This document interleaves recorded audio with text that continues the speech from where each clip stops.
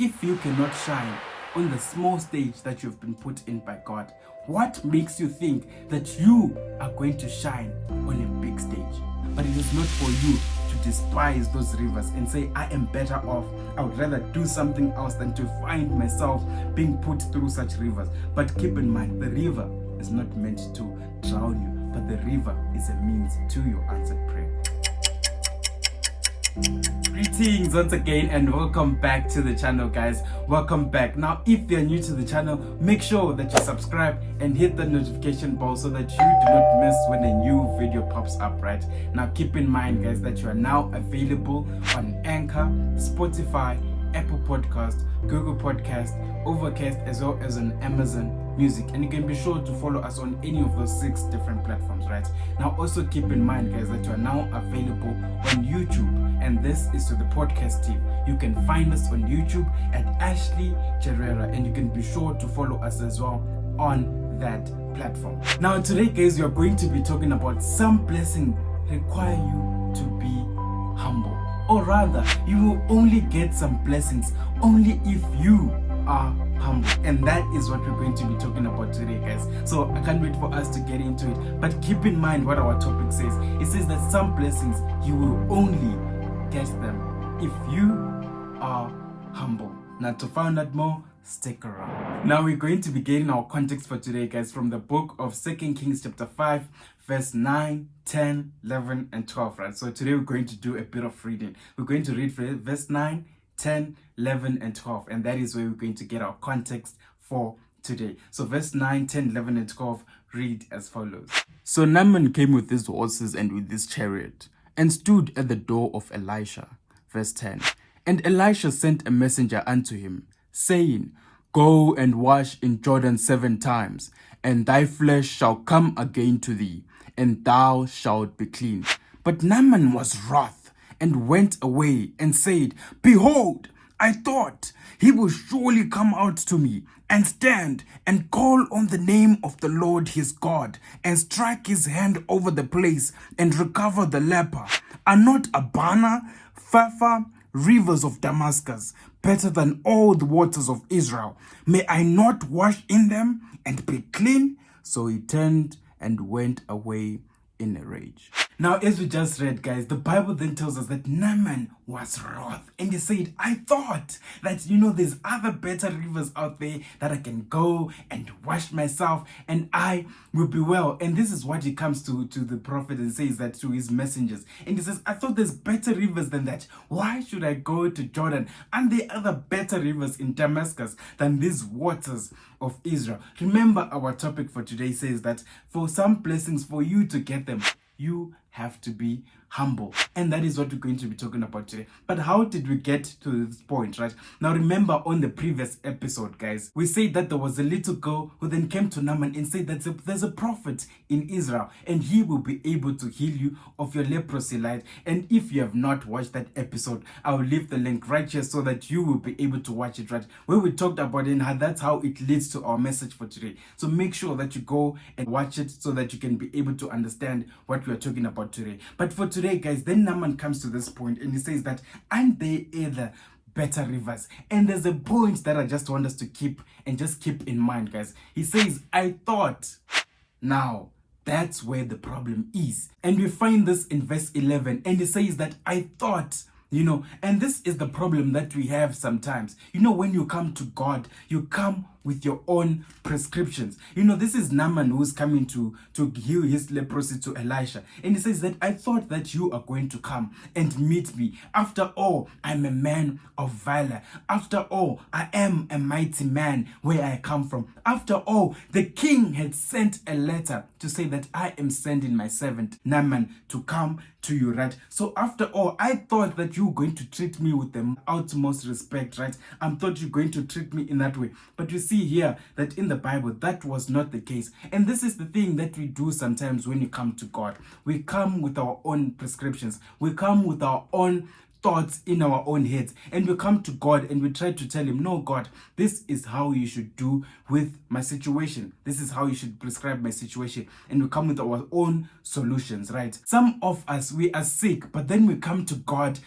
we come to him with the formula for our equation that needs to be solved. And on top of that, we tell him that, God, this is how you need to solve our problems. Just think about that, guys. You have the equation, you have the problem, but you come to God with the formula. Not only with the formula, but also you come to him with how he must solve it. Does that even make sense, guys? And this is the same thing that we're seeing with Naaman. He said that, I thought you'd come to me and cast your hand upon me and call upon your God to heal me. But this thing that you're telling me, for me to go and wash myself in Jordan River, out of all rivers, you're telling me that I should go and wash myself in the Jordan River. And this is something that we can then get in our lives, guys. That, sometimes there is no way in the Bible that God tells you that, you need to go out and figure it out for yourself or come up with solutions for yourself, right? The solutions come from God. So it's not supposed to be in your inner space to say that, I am going to come to God with this solution and I'm going to tell him how he must operate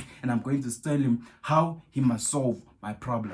Now, another example that we can give, right, is that, the one for a doctor. When you are sick and you're not feeling well and you go to the doctor, you don't go to the doctor with your own prescription and you tell the doctor, no, I think you should give me 5 tablets a day or 2 tablets a day or 3 tablets a day. You don't do that, right? But you go to the doctor with nothing, right? And you go there and the doctor tells you, you know what, take 2 tablets a day, take 3 tablets a day, or drink this type of medication in a day, right? And you don't question that, right? You go back home and you start to drink. You don't now go back home and then when the doctor is giving you the prescription, you start to say, but this doctor is mad.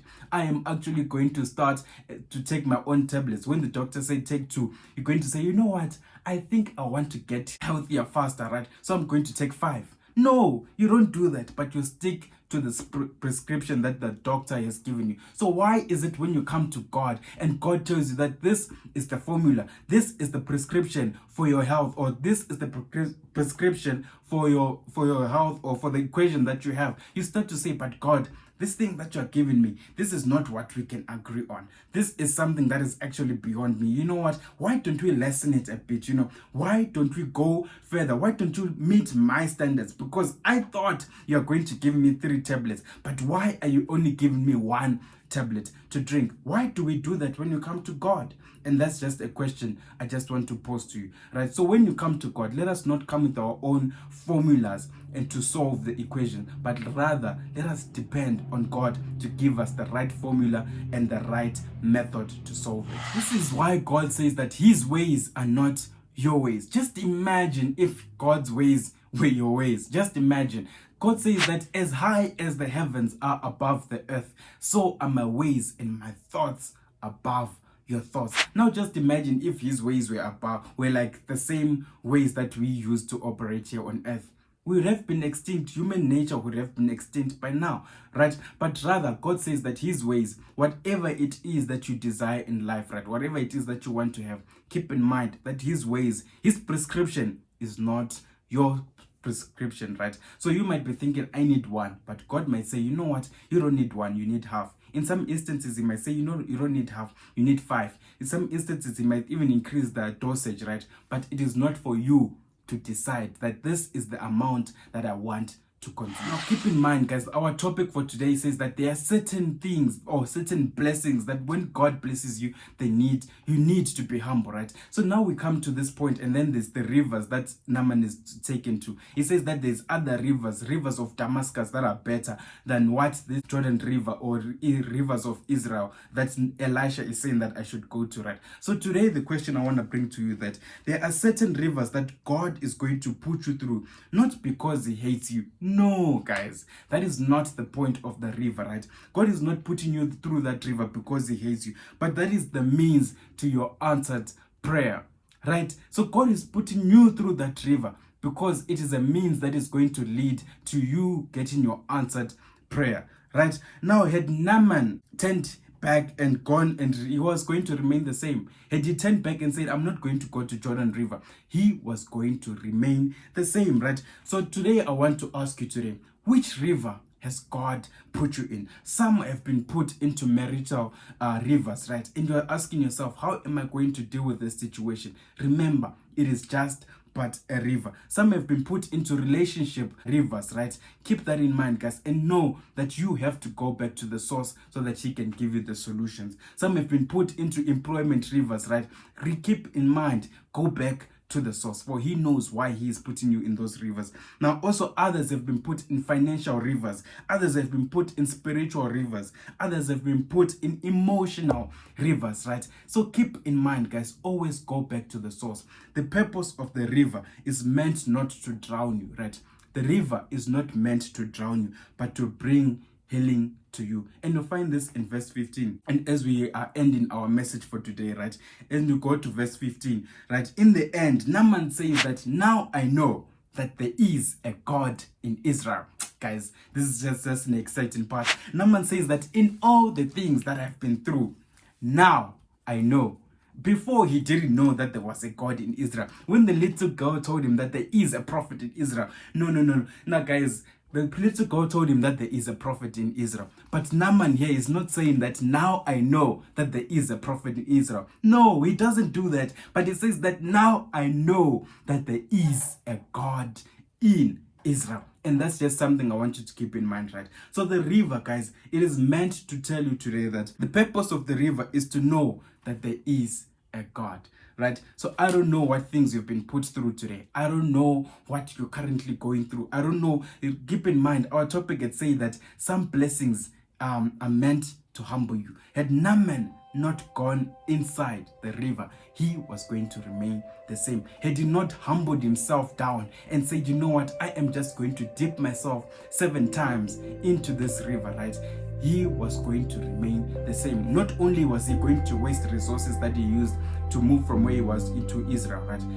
Not only was he going to waste those resources, but he was also going to go back with the same condition that he had. So keep in mind, guys, some blessings, for you to get them, you are going to have to be humble, right? There are certain rivers that God is going to put you through, but it is not for you to despise those rivers and say, I am better off.